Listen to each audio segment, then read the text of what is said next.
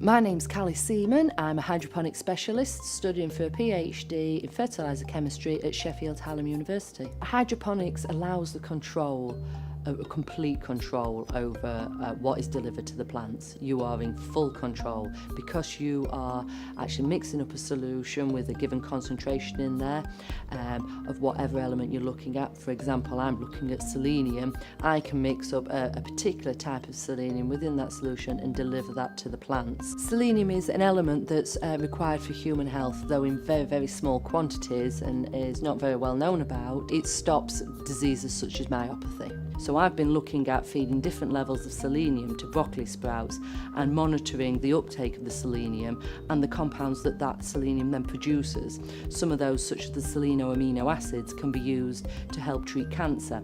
Now this system as well also is a hydroponic system, so the water that goes into it can be recycled back round. And what you've got is a sprayer at the top which sprays either a solution of nutrient that you're wanting on there or just water.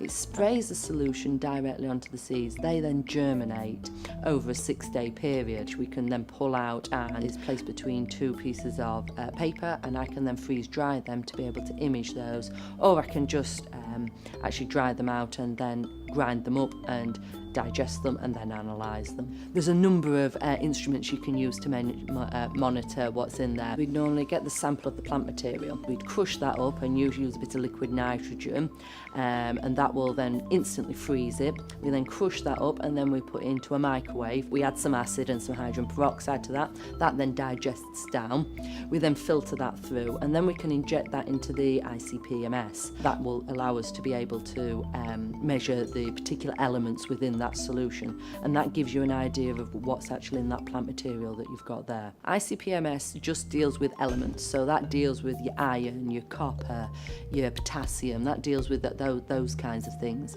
The MALDI will deal with compounds, so you can look for metabolites as such, things like aspirin within willow plants. You could use that for. MALDI-MS stands for Matrix Assistant Laser Desorption Ionization Mass Spectrometry, and basically what that is you apply what is known as a matrix, so a solution containing a particular compound.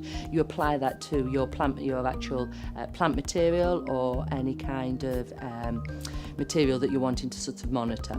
You spray that onto it, you then place that into an instrument which will then fire a laser, and it fires lines of a laser backwards and forwards. That laser then releases very small particles from the actual surface of that tissue, which then enters the mass spectrometer, which then can measure those particular particles that you've got. The actual mass of the actual compound will produce a different spectra.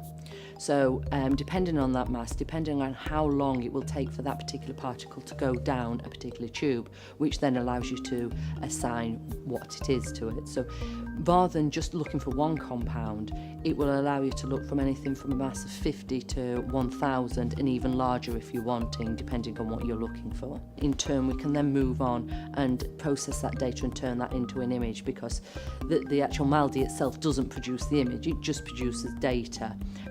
We then take that over to another piece of software which then turns that data into a beautiful image. I'm now working on using the techniques that I've actually learnt over the last 6 years doing my PhD to actually develop new nutrients for the market, for the hobby market, and for the commercial market as well. So if we can produce fertilisers that deliver nutrients more efficiently, that's what I'm aiming to do, and hopefully use these techniques in the future to allow the tracking of it and teach other people how to do it as well.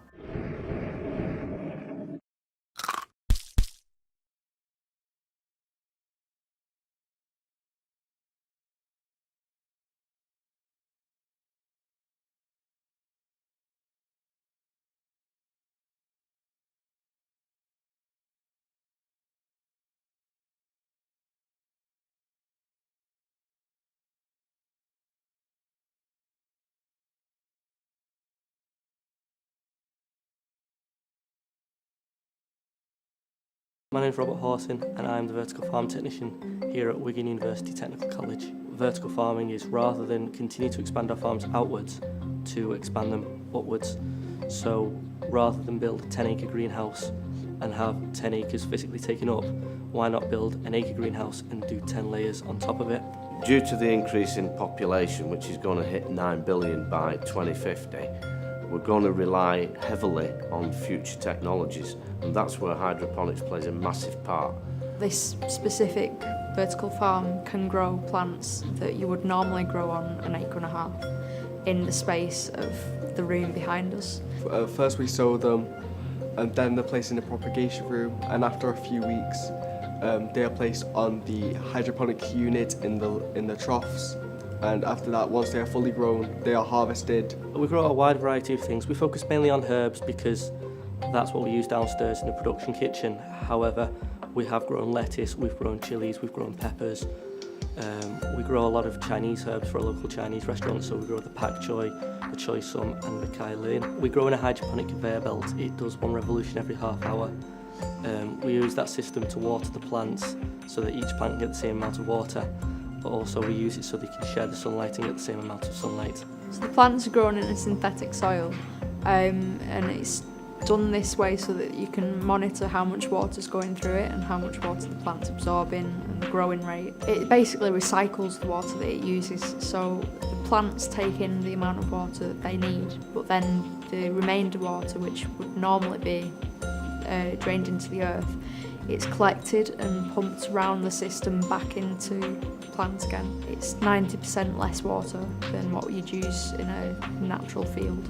Well, I originally come from a farming family and we're very limited by the seasons, so we have to sow everything in the spring and then harvest it throughout the year. Here we can be sowing all year round, harvesting all year round. If you're a farmer, you can have a bad day, you can have a good day, it just depends on what the weather wants, but you can control that with a vertical farm.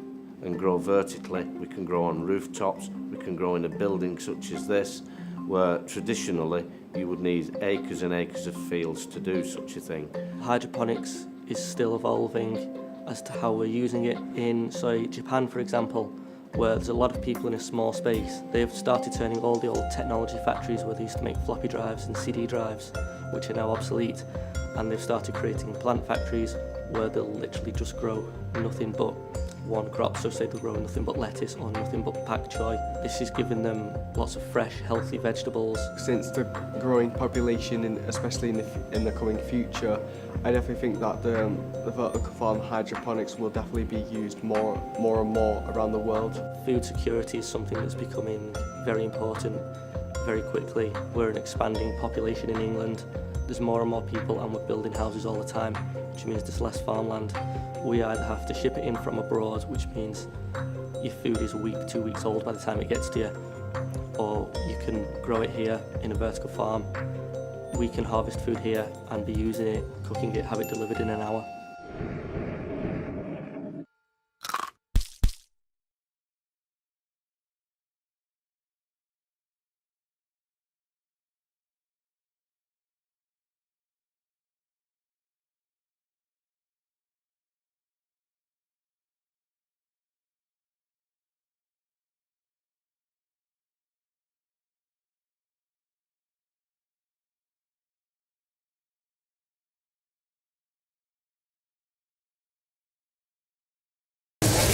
A romaine. Mary Ellen Taylor sells her produce at weekend farmers markets near Washington, D.C. The heads of lettuce, still attached to their roots, are popular, and she has many regular customers, like Betsy Kulik. The lettuce just tastes fabulous. That we can come year-round, even in January, February, and March. Her lettuce is very green and tastes just as good then as it does in the summer.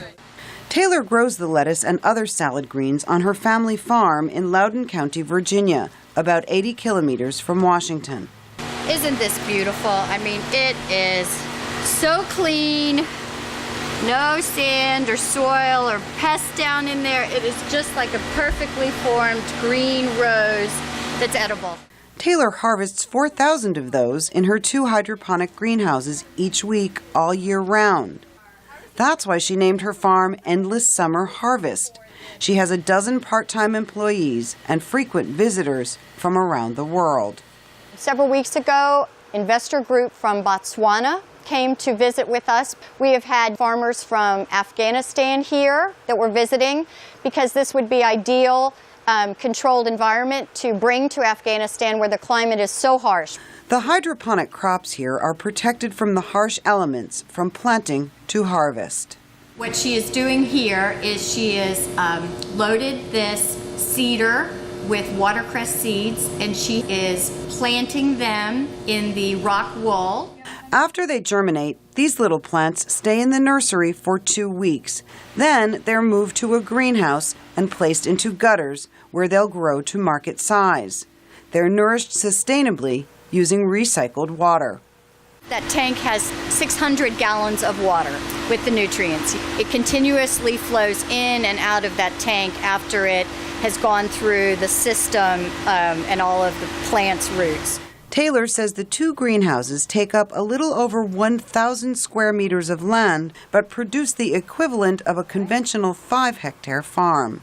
We've established that it's so productive on small pieces of land so they can be closer to major metropolitan areas.